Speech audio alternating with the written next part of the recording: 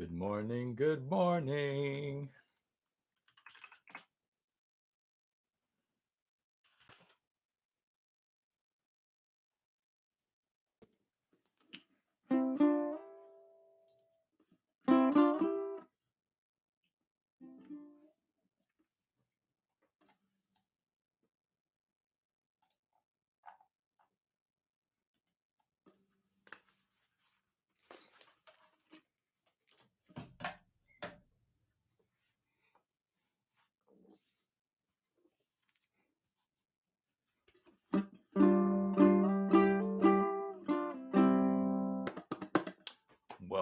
Welcome to the pre-lesson show.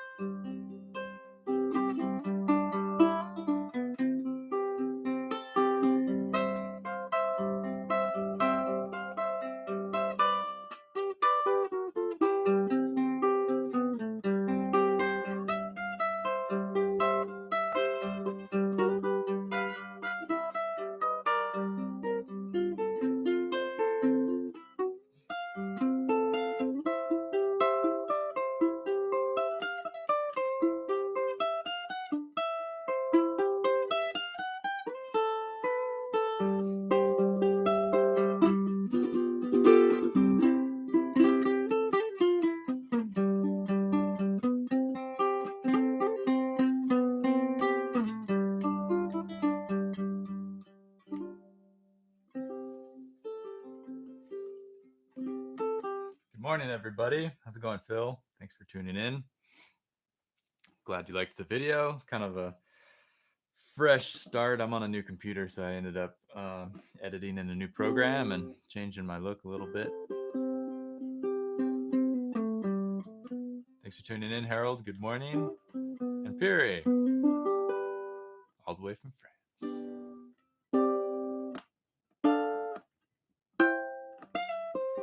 I was thinking today about talking about practicing, how to practice, and also how to practice for playing and singing at the same time. Because a lot of times people aren't sure how to practice. They're told practice, practice, practice, but how to actually practice is sometimes a mystery. So hopefully shed some light on that. Starting in a couple of minutes at 10 o'clock. This is just the making sure all my stuff is working part of the program.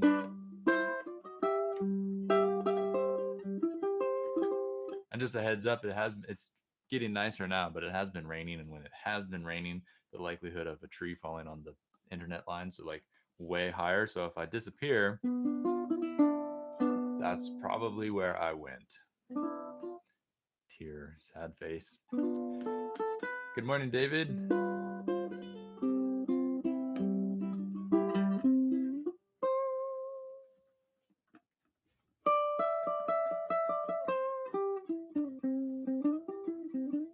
Wow, my fingers are sore. I got kind of crazy. I was playing a lot last night, and I haven't really been playing all that much. And I was doing like all my crazy lead stuff, playing along with Eric Johnson, just going for a walk with my fingers for fun, and really going at it, and kind of sore this morning. So beginners, you have my empathy.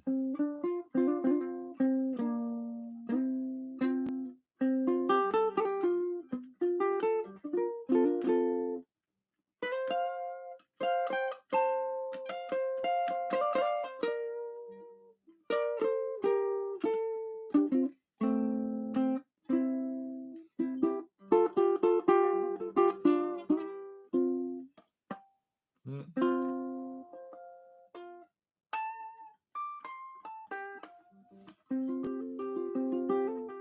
Greetings, Steve.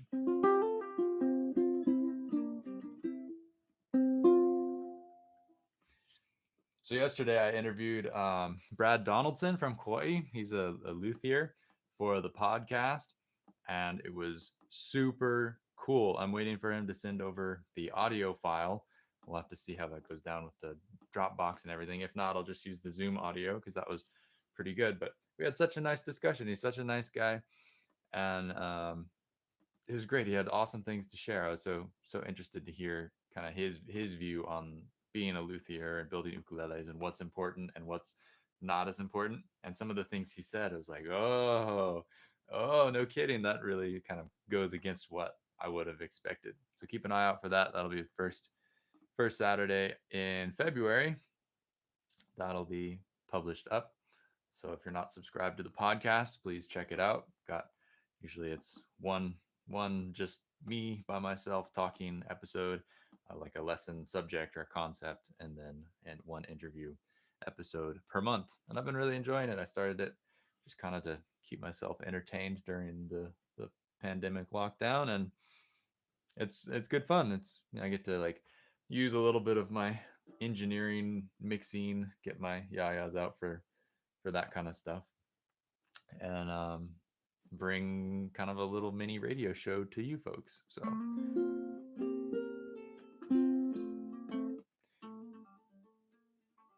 aloha, Dan. Good morning.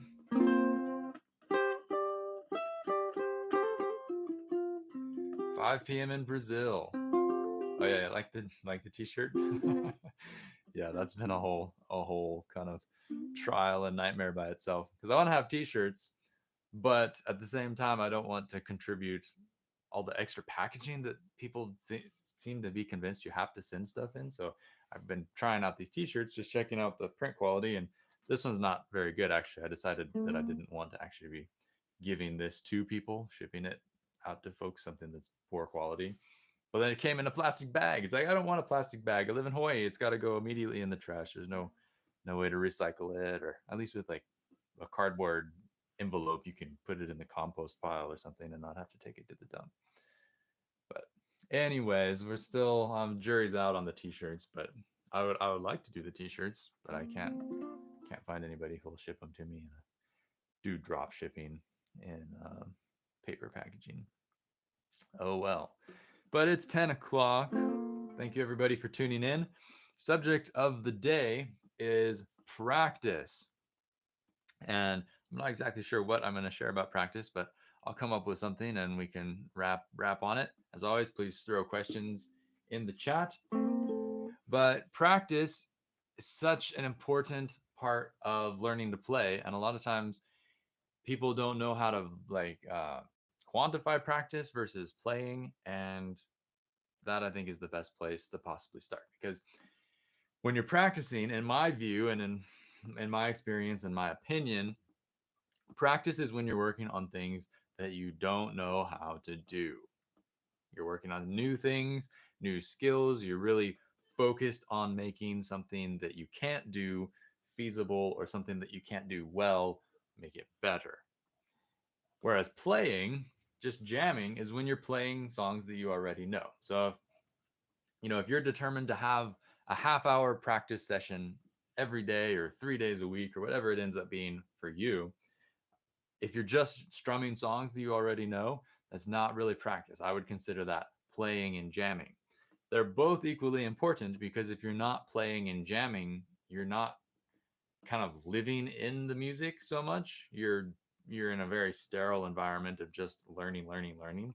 So I think that it's good to have a balance of playing and practice at the same time. And so like for me last night I was just noodling around playing along with iTunes and just kind of remembering my scales because I'm really rusty. I haven't been playing a whole lot.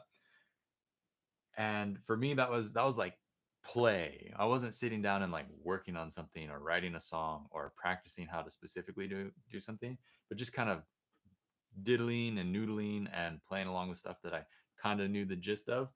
I thought that that's more playing than practice. So for practice, you're going to be like very specifically focused on a goal and what you're doing. Um, I think the second thing to mention is like your time frame. Lots of people think, oh, practice, I've got to like sit down and put in a solid hour of practice or whatever. But because people give themselves expectations of a big chunk of time, they end up more so, they end up practicing less because the less frequently and they do like one big chunk on the weekend or something.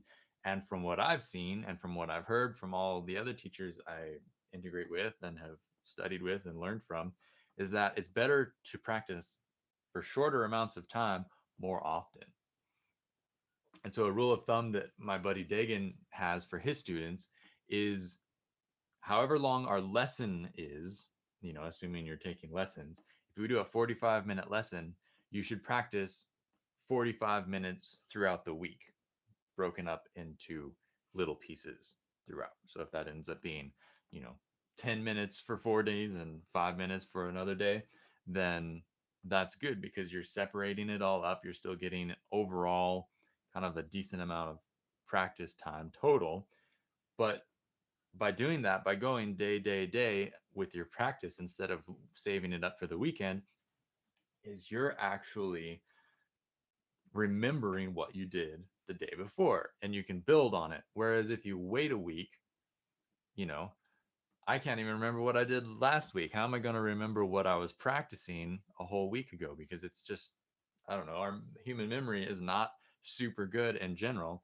And by having that time between your practice sessions, you're going to spend the next practice session remembering. You're going to spend most of your time remembering what you did before. So if you practice every day or every other day, whatever it might be, you're going to retain more, even if you're practicing for less, because that shorter amount of time can be put towards new things as opposed to just remembering. So I think that's really important, and that's where a lot of people blow it. Is like I know life is busy and people have jobs, but they have the impression that if they just practice on the weekend, that by having lots of practice time on the weekend, it equals practice throughout the week. And I don't think that's the case. Certainly, practicing on the weekend, if that's your only time to practice, is way better than not practicing at all. Absolutely. But if possible, try and find those little, even if it's just 5 minutes a day. That's a big deal to have that routine and to play every single day for 5 minutes. Doesn't sound like a lot, but that is really great. And so the more you can practice, the better. If you're playing an hour a day, practicing an hour a day, you're going to get better very quickly. If you're practicing for 15 minutes a day, your progress is going to be slower, but it'll still be steady because you're continuing to build and and work upon stepping up as you're going through the different skill levels. And so more you practice, some of the real great players, they'll practice 6 or 8 hours a day, and that's just absurd to me. I could never find the inspiration to put that much time in. But if that's what you do, and if you want to be like a really super masterful musician, then that's what it takes. That's what you're gonna do. So you just have to find your happy place. What do you want to do and where do you want to be, and how can you facilitate that with the amount of time you spend practicing. So that kind of leads into goals, which I think is the next most important bit of practicing. And kind of working backwards. A lot of times you you end up, I don't even, this is kind of a talking head lesson. I don't even need my ukulele for now. But a lot of times you ask people like, what do you want to be able to play in a year? What do you want to be able to play in 5 years? Where do you imagine yourself playing, and what do you imagine your skills will be like in that time frame? And a lot of people won't be able to tell you, and that's really makes it difficult to create some sort of a plan and a practice routine, because you don't just like, oh, I want to be better. That is not helpful at all. So if you can narrow down, even if it's just simple stuff like, in a year I want to be able to pick the melody to XYZ, whatever the song may be, or I want to be able to listen to a song and figure out the strumming pattern on my own without having to look it up, or I want to write a song that is based around finger solo style finger picking arrangements. And just by knowing those things, you can take that and break it down and study it. Whereas if it's just a general like, oh, I want to be like an intermediate player, what does that mean to you? You know, what part of that is most appealing, and what skills would you like to build towards that? And so let's say, just for instance, that I want to be able to, at the end of a year, from now in a year, I want to be able to pick the melody to Europa, right? Just for instance, let's say that that's my goal and that's what I want to do. It's going to be different for everybody, but just as an example, I think the important bit here is how you break it down. And so how you break it down is, well, picking. What am I going to need for that piece? Technically, what am I going to need for that piece? I'm going to need a picking technique. If you know, you have the understanding is great. If you have access to a teacher, they can help you with all these steps. But I'm kind of presenting this hopefully to be useful for people who are running without a teacher, because I know that that's sort of a luxury for some people. But if you're playing Europa, you know, the lead line goes something along those lines. What are the pieces that make that happen? And the pieces that make that happen are, I'm picking with my thumb. It's a single lead melody, so I'm going to want to practice and make sure that I can use my thumb productively in a picking sort of situation, downwards picking with my thumb. I just did a video, I think it was last week. The lesson was on thumb picking and finger picking. So that would be one thing that you could start with, is just by knowing that you need to get more control over your thumb picking. You could play exercises like the 1 2 3 4 exercise, and just to get the coordination of the thumb picking really happening. The other bit you're going to need is comfort with lead melody playing with this hand.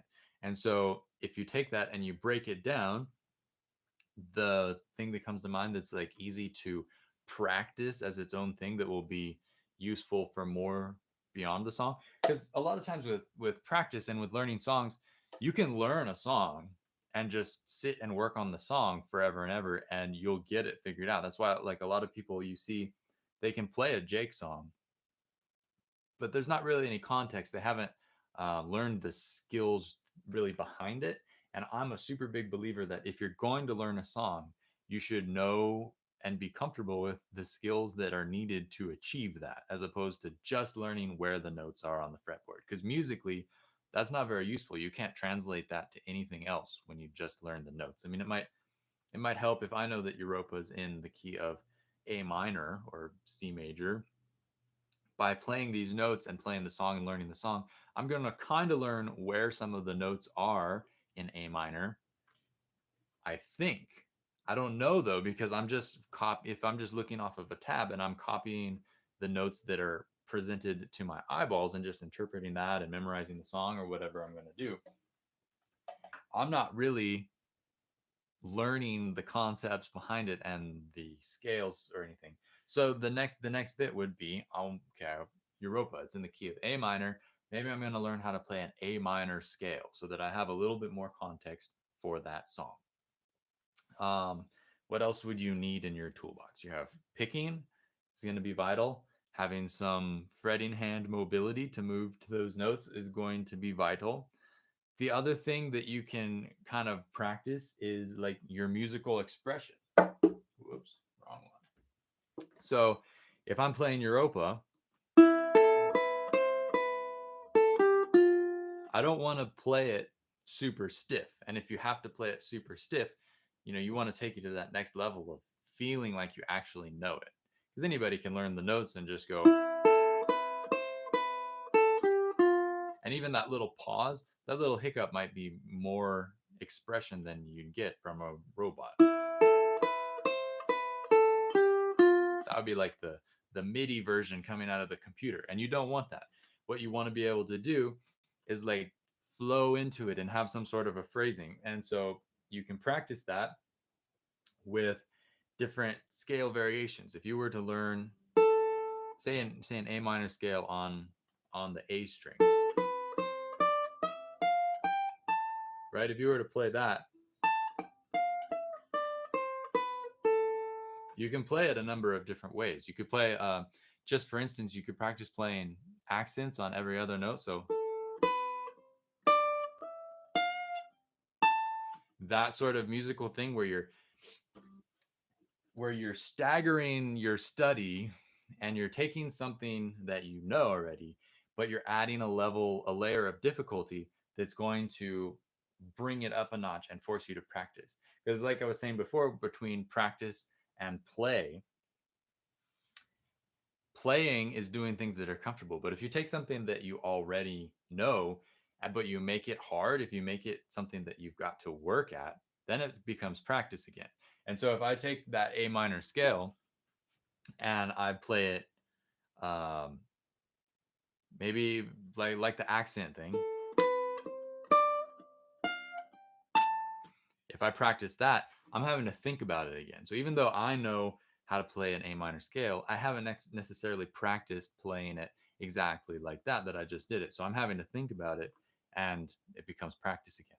So by having these little variations on a simple thing like an A minor scale, you're going to become more musically familiar with what's going on. You could play the inverse of what I just did, where you're accenting from the first note, right? Last one didn't count, but you get the idea. By practicing that musicality, you're going to, when you hit the song, you're going to be much more able to digest it and get through it. Let's try a different skill set that would be maybe have more parts, because I'm realizing that Europa is that's like a good simple breakdown. It doesn't There's not a lot involved with learning a melody of like Europa. Let's say you want to learn to write a song with a solo fingerstyle arrangement. That's much more complex, requires a higher level of kind of competence and understanding of the instrument, but there's also more parts. So on the one hand, you have songwriting, which is something that you're going to have to work on. Maybe you practice writing a melody every other practice session and you just come up with something like, okay, I need to write a melody. I'm going to play something in the key of A just because it's different. And let's see, what's a melody that I could write in the key of A. It doesn't have anything to do with solo fingerstyle arranging, but it's a step on the way, and you need to find all the steps that you can take to get to that higher level. Otherwise, like when I was a kid, I always wanted to start at step 10, right? And my mom was always like, no, no, no, you have to start at step 1 and do all the things to get you to step 10. You can't just start at step 10. It doesn't work like that. That's how you set yourself up for failure. So if I'm working on a melody, key of A,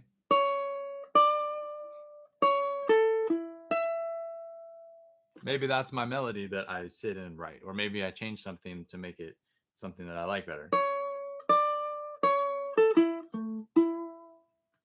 Maybe I come up with a couple variations on some sort of a melody, and that is going to increase your songwriting chops. It doesn't teach you anything about the solo arranging side of things, but it's a little thing that you can put on your checklist that you can become comfortable with. And then second from that, would be the actual playing of solo fingerstyle stuff. If you're going to write a song in that style, you need to be able to play songs in that style. So, what does it take to play a song with a solo fingerstyle arrangement thing? And because this is a higher level, usually you need to be comfortable with single note picking. So, like, you need to have gotten to the Europa stage, and then you're going beyond that by adding in other fingers. You should probably practice, maybe not Pima finger picking, but definitely like at least thumb and index finger kinds of picking. So you could practice learning picking patterns to build the finger independence between your thumb and your index finger. And that would be a step because you're going to need that skill further down the line. Right? So I could give examples all day long, but that's really just the journey that a self-taught ukulele player is going to have to figure out for themselves, because everybody has a different goal, have different interests and desires with their playing and where they want their skills to be able to take them. um yeah, so I don't want to just sit and give examples because it's going to be different for every person. If you are working with a teacher, a good teacher will be able to break this down for you and say, okay, so you want to be able to go from here to here. Let me build you a roadmap and help get you there. That's the whole idea, really, or really what I feel is one of the biggest benefits of working personally with a teacher. Um, Short of that, you have these days there are resources for ukulele players who know specifically what they're looking for. Like, for instance, if you want to learn to write a solo finger picking style song, you have access to the Ukulele Way now, which is, James Hill's course about playing fingerstyle ukulele, and he works it very stepwise and sequential, from the very basics of just picking a basic song to adding in the different strings to create harmonies along the way and the different rhythmic styles of doing so.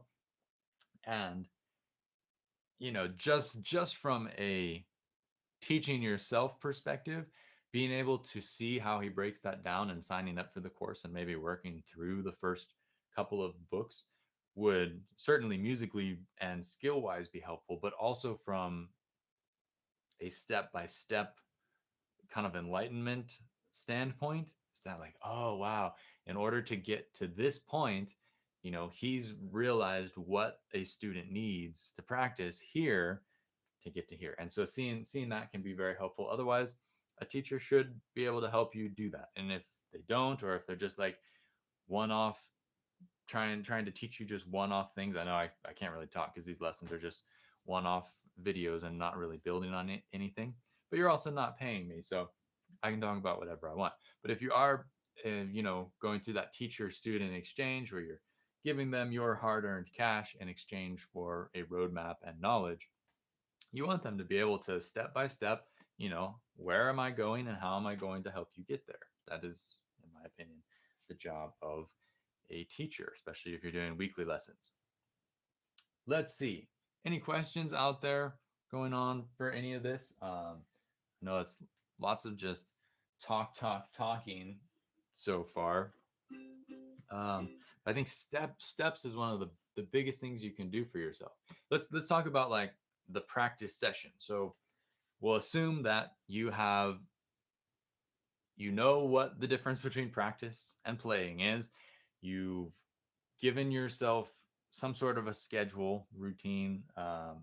You don't have to have a schedule or a routine, but a lot of people find it's helpful to, especially if you're a busy type and you don't kind of hold your own schedule. It might help that okay, here on my calendar, this is my this and this day are my practice days from this time to this time. That's good. And then also what you want to practice, and having that list, having that checklist of everything you need to do. The further you can break something down into steps, the better off you're going to be. So if you have maybe like a zoomed out view of what you want to be able to achieve in 1 year, write down all the things you can possibly think of that would help you get there, and then take each one of those things and break it down further. Maybe get out another piece of paper or a post-it or whatever. Okay, what will help break down that thing? And then you should have, you know, 20 ideas for things that you can sit down and practice during your practice sessions. So, practice session itself, um,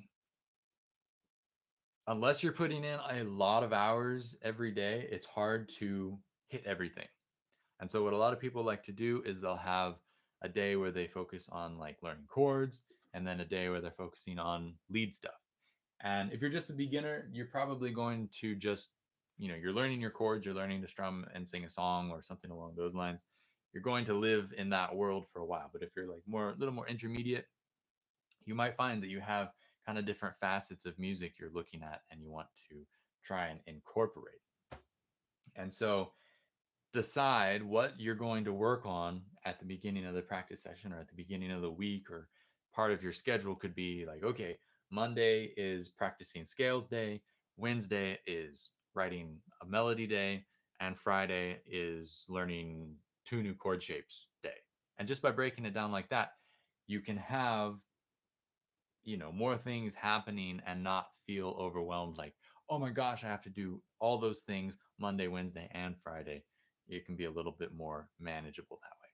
Of course, then you go back into like, well, if I'm only doing scales on Monday, I'm going to forget a lot of scales between Monday to Monday. So that's its own thing. But I think more than anything, the regular practice that I was talking about is just time on the instrument and having the feel for playing. Because when you pick up the ukulele, the odds of you like picking it up and going like, okay, here we go, it's practice time, and like boom, practicing just like that, the odds of that are gonna be slim or none, and going right up until your timer rings and then like, okay, I'm putting it away, I'm done now.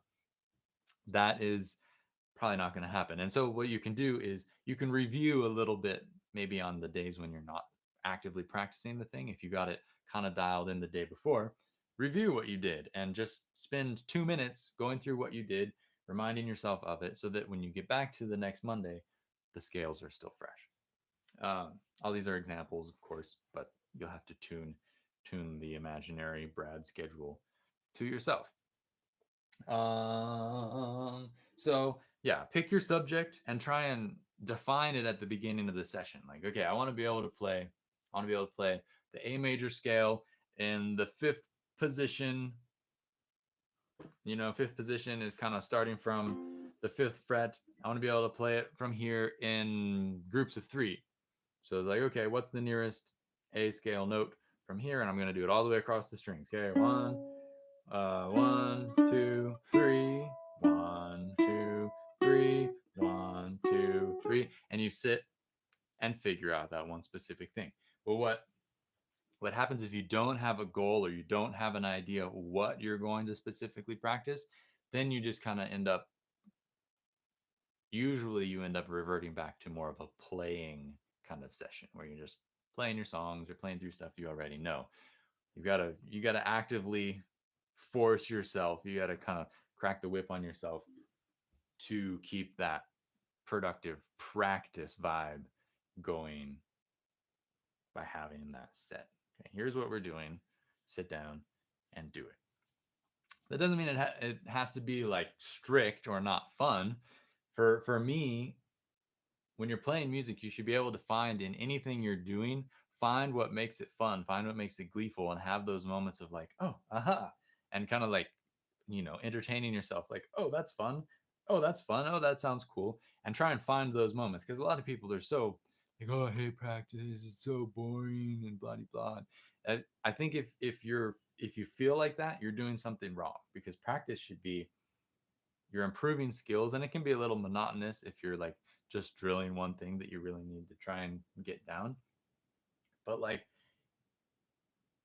create variety. If you're feeling like something is boring, there's always a different way to do something that will be teaching you the same skills but maybe in a different place so it's not all monotonous. Like, okay, I'm learning, I'm going to be working on playing just a like a 2/5 jazz progression and just practicing this, right?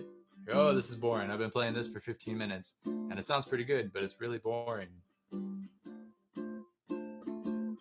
Okay, that's great if you know that. You're still getting the feel and the thumb technique and the chord changing technique by playing different shapes. So why not go and find, okay, what's the next D minor 7 shape? Okay, it'll be here. And what's the next G7 shape? Okay, it'll be here. So now, instead of this,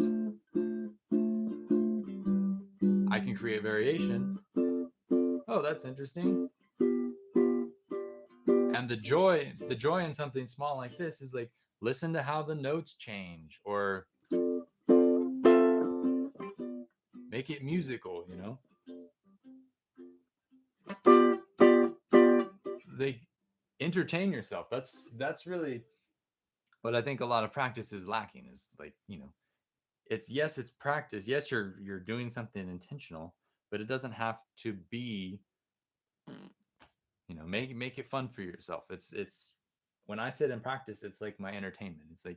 It's like playing video games or something, because it's just kind of like, ooh, look at that. That's kind of cool. Hey, wow. And working through this thing. So find the joy. The joy is super important. Um, if there's not any questions about, well, let's see, practice routine.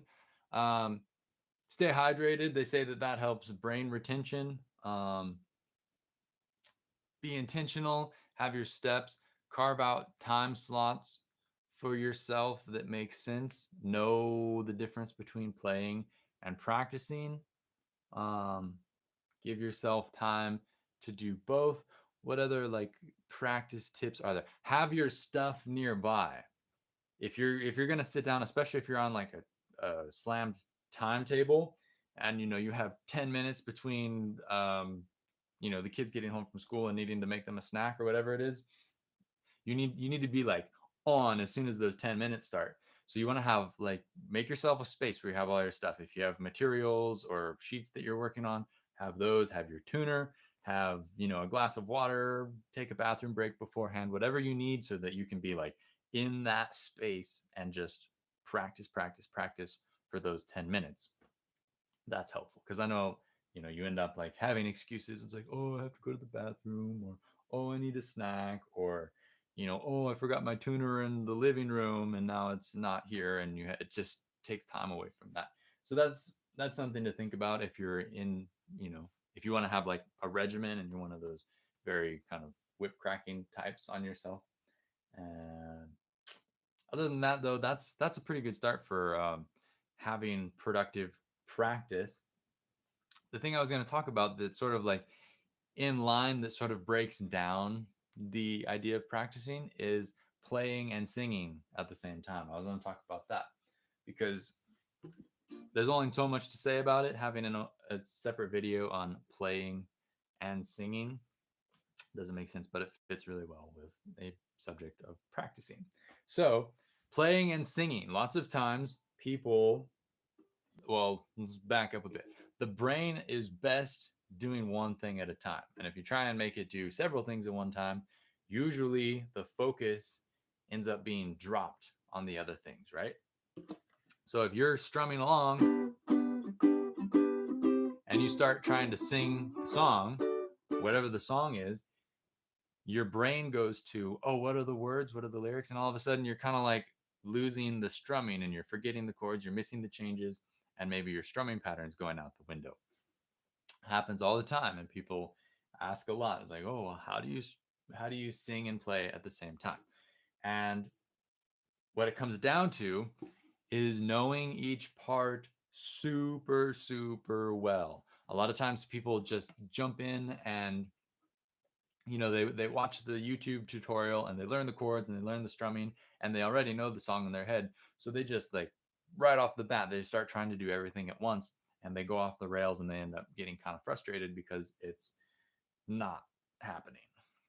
And a lot of times what needs to happen is you take the ukulele part and the voice part and you separate them. Don't try and sing while you're learning how to play the chords to the song. Learn to strum the chords and learn what your playing needs to do until you can do it without having to think about it. Because only then, when you start singing, you're going to be thinking about the singing. You're not going to have brain space for thinking about the ukulele side of things. So if you're having to think about the ukulele side of things, you're going to have to think about the lyrics and the ukulele playing at the same time. And I don't know. For most people, that is very difficult to do, and one end up gets sacrificed. One suffers because the other has taken the the spotlight kind of in your mind. So you've got to really know your ukulele part, have it down. You should be able to play it in your sleep, and that might take a while. And that's sort of a turnoff for some people. Is that like, oh well, I've been practicing this for a month, and I'm just getting used to the chords, but I still can't sing and play it when I try and put them together. It's like that's just one of those things where you just kind of have to be patient and let music have its way and make your best effort. Um, Definitely, when you're starting out, there is going to be a little bit of sacrifice where if you just want to get into the game, then you're going to have to let one suffer a little bit because your playing isn't going to be to a place where it's like comfortable and you can do it in your sleep when you're just beginning. It's like that's still a big mental tax. It's like, okay, I need to change from C chord. In order to do that, I need to move these, and these fingers. And there's a lot of calculations still happening when you're a beginner just making chord changes. So adding the singing to that, that's why I have no problems in my classes when people are just learning to play the thing. Like in a beginner class, it's like, no, please don't sing because you're going to be taking away from your study of learning to play the chords. So that's its own thing. But at the same time, if you do just want to get into the music, you might just end up kind of faking your way through it a little more than you might if you were trying to play. If you were at a little bit more skilled level where you could be um, a little more strict on yourself. Like, okay, I want to learn the strumming part better so that when I go to sing it, I can really pull it off instead of sacrificing my strumming. On the other hand, people don't usually know the lyrics as well as they think they know the lyrics or how the melody goes. And so if you're trying to think too much about the words, that's another thing that can be kind of a subconscious drain. It's like, oh yeah, yeah, I know the song, I know how it goes, and then you go to play it, and even though you know your ukulele part fairly well, you're really having to think about the words, and the words are mixing you up. Then the ukulele player playing suffers as well. So take some time outside of the ukulele playing and just sing the song. Put it on in the car while you're driving somewhere and sing it over and over and over so that you're learning what the words are exactly, how the melody goes, so that the singing just happens and you just open your mouth and it falls out, and then you can spend most of your time thinking about the ukulele, because for most people singing is more natural than playing. It's just, even if you like, oh, I'm not a good singer, it doesn't matter if you're a good singer or not. Just singing is inherently more straightforward because it just happens. It's either it's in tune or it's not in tune, and if it's out of tune, you just need to work on your singing, as opposed to, it's just more inherently straightforward. So with that in mind, just make sure you have your lyrics really dialed in. And then when you do go to combine the two, you know your ukulele part really well, you know exactly how the words go, and you know how to sing the song really well. Then when you go to put them together, you're going to do what is kind of like a magic trick where you're going to kind of try and forget about both parts and sort of just bounce your way down the middle in without trying to focus too much on one or the other. Right? I talked with Kona Bob about this on one of the later podcasts that I just did, and he talks about like meditation and its relation to music, and how you can, if if you get to a point where you're comfortable in your mind and you can get over the fear of blowing it, and you step back and you kind of watch yourself play kind of from a distracted point of view, and you're not thinking about your playing, That's what you want to try and do with the two things. But instead of being distracted, is you're not necessarily focusing all on one thing or all on the other thing. You're kind of like going down the middle, and on your peripheral vision, you're sort of seeing both parts as you're going along, and like, oh, the chord change is happening over here, and oh, the words are going like this over here. But I'm not really like turning and focusing on one or the other, because that's going to distract from whatever the opposite is. That's its own kind of importance, and I don't know, it's kind of hard to teach that. It's just sort of like a let it go thing. And when you know the stuff, know the material really well, it's possible to do that.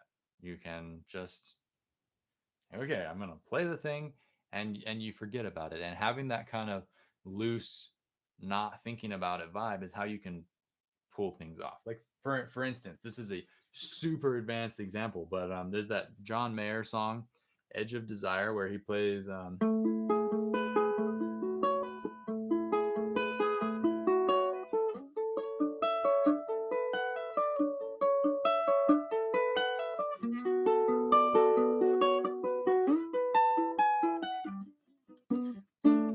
something along those lines, and he sings over the top of that, and it's just stupendously hard.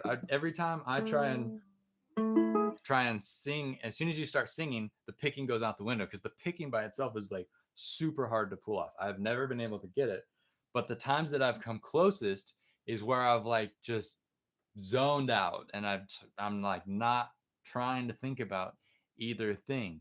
That's when you find that happy medium place of, okay, I'm just letting my fingers do what they do. They kind of know the part, they're doing their thing, and the words I have in the back of my brain somewhere, I'm just going to kind of let go of the reins and see what happens. And that's for something difficult when I find I have the most success. And if you can repeat that enough, it's like, oh, I thought about it too much. Now I reverted back to thinking about my playing, and I lost the words, or vice versa. And if you find that kind of zen happy place down the middle enough, I think every second you spend in that zone, you're getting closer and closer to being able to just naturally play and sing without having to think about it. So that's my spiel. Hopefully it's helpful. I don't know if there's a whole lot more to say about it. I know there's a lesson I wrote on liveukulele.com, but I don't know if there's anything in there that was beyond what I've already expressed. It just the bottom line is separate. And the other thing that kind of goes hand in hand with that, hand in hand, um, is that if you play hand by hand and you practice one thing at a time, separate hands. This is why I wrote the technique books separately for different hands, is because they're doing different things. And if you try and do both things at once, you're sacrificing either your fretting or your attack hand. So if you're learning to pick something, like for instance, this will be a challenge for the more advanced players out there. If you play a C a C major scale, right? What is your picking hand doing? Right? You have to think about what your picking hand is doing, because you've gotten to the point where you just subconsciously coordinate with your picking and fretting hand for something simple, but actually breaking it down and knowing exactly what your picking hand is doing and exactly what your fretting hand is doing is super hard. Same like trying to fret something. Like if I was to just fret that edge of desire thing,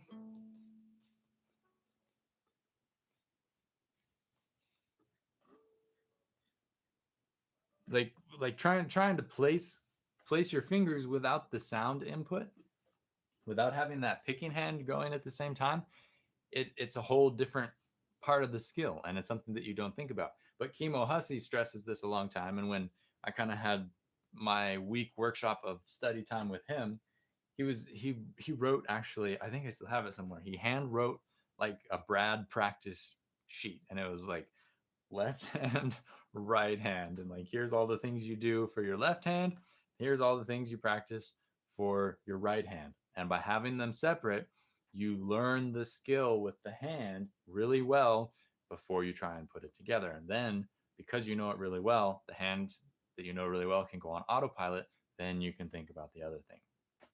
But if you try and go in cold and think about both things at once, you're going to be sacrificing on one side or the other. So that, again, it's super useful to split it down the middle.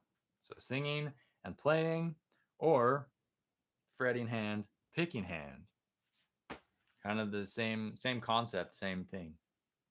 Um, whew, yeah, that's a lot of just talking. Not a whole lot of examples today, but hopefully that's useful. Hopefully it will inspire you and give you some ideas for your actual practice and how to go forward with that more productively.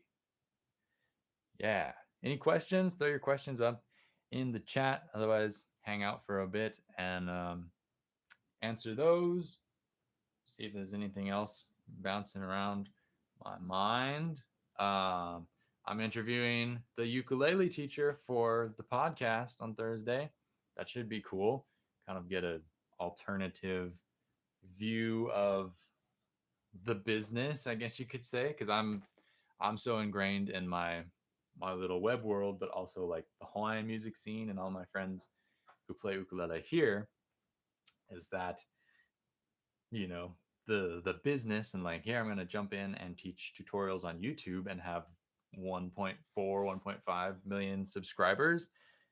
That's a whole nother ball of wax. So it'd be really interesting to talk to him and see what he's got to say.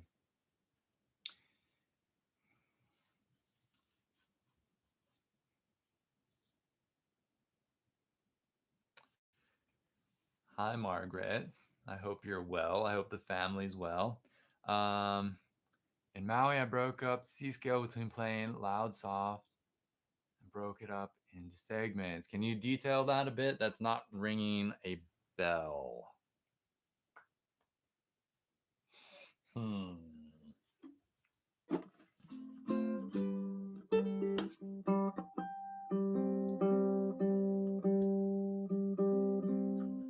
Oh, memorizing songs. Boy, that's a tough one. Um, I, I mean, yeah, yes and no, yes and no. If you practice a song from beginning to end, and you go back to the beginning to start over every time you make a mistake, you're going to have practiced like the first 4 bars of the song way more than everything else. So a lot of times what people will recommend for practice is practice the different sections and kind of, I've actually seen people say if you work backwards from the end of the song. I think Daniel Ward talked about that in an Ukulele magazine article. Um, but if you work section by section or work backwards, you end up getting a little bit more of an even view of the song, so you're not just practicing the very beginning and spending all of your mental capacity on the first little bit. um as far as retention, though, not really. There's just, it's a fine balance between forcing yourself to memorize something, but also um to reference the page, because if you end up referencing the page too much, you're just using the page. But if you're memorizing too much and you're frustrating yourself, you're not going to be making so much progress. So I think that one's just really personal, and I haven't really like consulted other teachers about that one, though it would be a good thing to know more about, just from like the psychology side of things, because that is something that gets asked a lot, and a part of why folks are so leery of getting off the papers, that they're like, I don't think I can remember it if I don't have the paper. um so yeah, kind of yes, kind of no. It's one of those things you just have to kind of like force yourself to do it. And I know some people say that they just don't have the retention and they get really frustrated by it. And it just might be a personal thing. I really don't know. The left hand technique book, all the concepts in here are useful for the baritone. Like there's lots of like holding tips and like how to pictures for the different techniques and articulations. The one thing that's not going to be specific for the baritone are the notated examples, at least where the pitches are. You can play them because the tunings are um, the pitches are relative to each other from between baritone and GCEA. So the distances between the strings are the same, and you can play the tab. But what you play on baritone, the notes are not going to be the same as what's notated in here. And if you play along with my MP3 examples, they're not going to match. But otherwise, the content is completely universal. Um, sorry, Margaret, I'm not remembering that little bit that I did. Um, Still open to trying to remember if you can give me a little bit more specifics. But I mean, we did I think sequencing, but I don't remember much as far as soft and loud.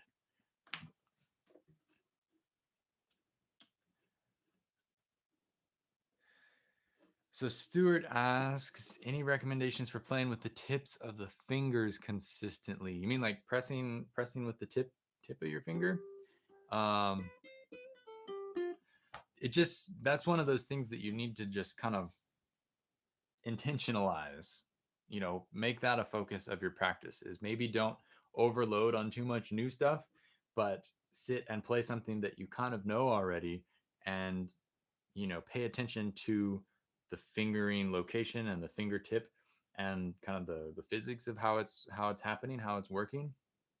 Like a lot of the things that, again, this is the difference between playing and practicing, is if you take something that you already know, you're not going to be learning it from scratch, and you can focus on different things that make it become practice. So if you take whatever you already know how to pick or chords, and you intentionally pay attention to how you're pressing with your fingertips, then it becomes practice for that skill, for optimizing your finger placement. So that's how I would approach it.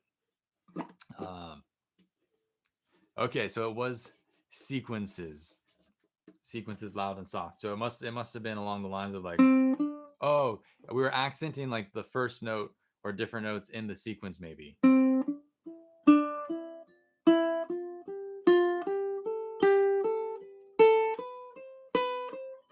So if you don't know how to sequence, learn how to sequence your scales. If you're like an intermediate or advanced player, that hands down, that's the most useful thing I've practiced over the years as far as like a technical fretting thing as far as lead goes, is playing scales in different note groupings. And what Margaret's talking about is if you accent different notes in the pattern. So for instance, this is just a C scale, but I'm playing from each note, I'm playing up three. So C, and then D, and then E, and then F. And this requires kind of knowing the C scale, but just as a heads up and a for instance for those who know it or want to learn it, if you accent different notes, you're taking that scale and you're transforming it into something that's new to practice. And so all you would do is you would just accent like the first note in the sequence or the second note in the sequence. Uh,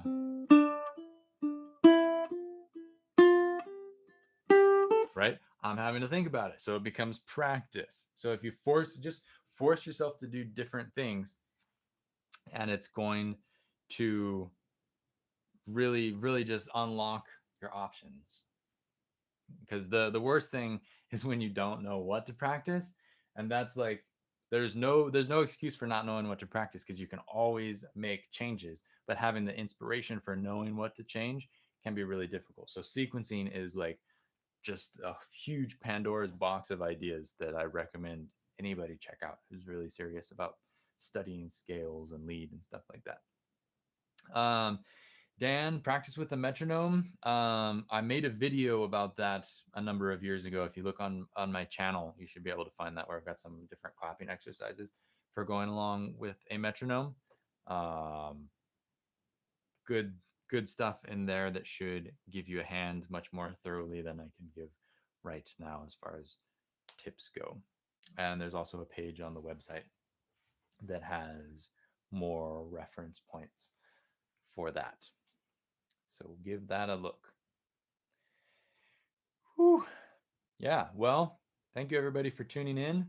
I'll catch you next week, same time, same place. Hello, Chris. It's early. Yes, it's early for me too. It's even earlier for you.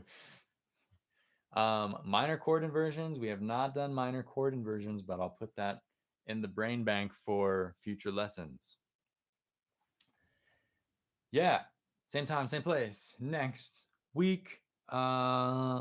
Practice well. May the forces of practice be with you. And yeah, check out the website, check out the ebooks, and I'll see you all down the road. Thanks for tuning in. Aloha.